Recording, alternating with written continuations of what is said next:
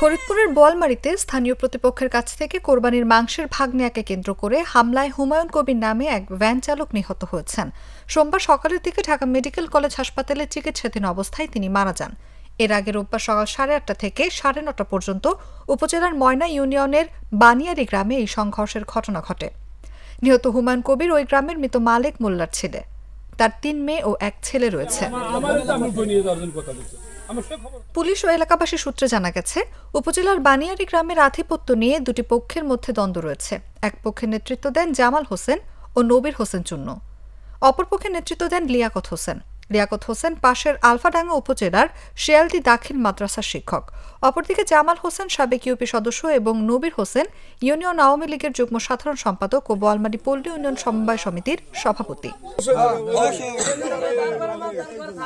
সংঘর্ষে মৃত্যু হওয়া হুমায়ুন কবির আগে লিয়াকত হোসেনের সমর্থক ছিলেন। তবে শনিবার ঈদুল আজহার দিন তিনি সহ লিয়াকতের কয়েকজন সমর্থক জামাল হোসেনের বিলি করা কোরবানির মাংস সংগ্রহ করেন। এ নিয়ে ঈদের দিন থেকে ওই গ্রামে উত্তেজনা বিরাজ করছিল। আমাদের এই যে চাচা খুন হয়েছে, এই চাচার পক্ষে আমরা গেছি। হ্যাঁ, চাচা যে দলে ছিল ওই দলে আমরা গেছি। এই হুমায়ুন যিনি মারা গেছেন, চাচা কোনো দল করতেন? উনি দল করতেন বলতে গ্রামে যে একটা দল মালতা সেই দল, রাজনৈতিক কোনো দল না। রোববার সকাল 8:30 দিকে বানিয়ারি গ্রামের ছাকেলের চায়ের দোকানে লিয়াকত ও তার সমর্থকদের সঙ্গে হুমায়ুন কবির সহ তার পরিবারের সদস্যদের কথা কাটাকাটি হয়। এর জেরে লিয়াকতের সমর্থকরা হুমায়ুন কবিরের পরিবারের সদস্যদের উপর হামলা চালায়। এই হামলায় মাথায় ধারালো অস্ত্রের আঘাতে গুরুতর আহত হন হুমায়ুন কবির। লিয়াকত যে মাস্টার ছিলেন, ওনার দলভুক্ত ছিলাম, কিন্তু পরবর্তীতে যখন আমরা চুন্নু আর জামাল এদের দলে অন্তর্ভুক্ত হই, তখনই ওদের একটা আক্রমণ আসে। আক্রমণ আসার পরে আমাদের সাথে তারা একটা মারামারি গোলমাল করতে চায়, কিন্তু আমরা ওখানে ছিলাম, ও পক্ষও ছিল।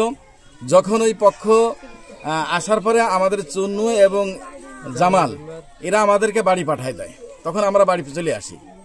কিন্তু ঘটনাস্থলে আমার ওই চাচা থাকছিল, উনি থাকার কারণে ওখানে একটা দোকান আছে, কিন্তু ওরা 2 ভাই ওখানে ছিল, ওরা অস্ত্র শস্ত্র ওই পাশেই আইনে রাখছিল। আমরা যখন চলে আসি তখন ওদেরকে ফাঁকা পেয়ে ওদেরকে আর কি এইভাবে আক্রমণ করে, ওরা খালি হাতে। এছাড়া হুমায়ুন কবিরের বড় ভাই মোস্তফা মোল্লা, তার মেয়ে বেনি বেগম ও এক ভাগ্নে আহত হন। তারা বোয়ালমারী উপজেলা স্বাস্থ্য কমপ্লেক্সে চিকিৎসাধীন। আহত অবস্থায় হুমায়ুন কবিরকে রোববার সকালে প্রথমে ফরিদপুর মেডিকেল কলেজ হাসপাতালে ভর্তি করা হয়। তার অবস্থার অবনতি হলে সেদিন বিকেলে ঢাকা মেডিকেল কলেজ হাসপাতালে স্থানান্তর করা হয়। সেখানে সোমবার সকালে তিনি মারা যান।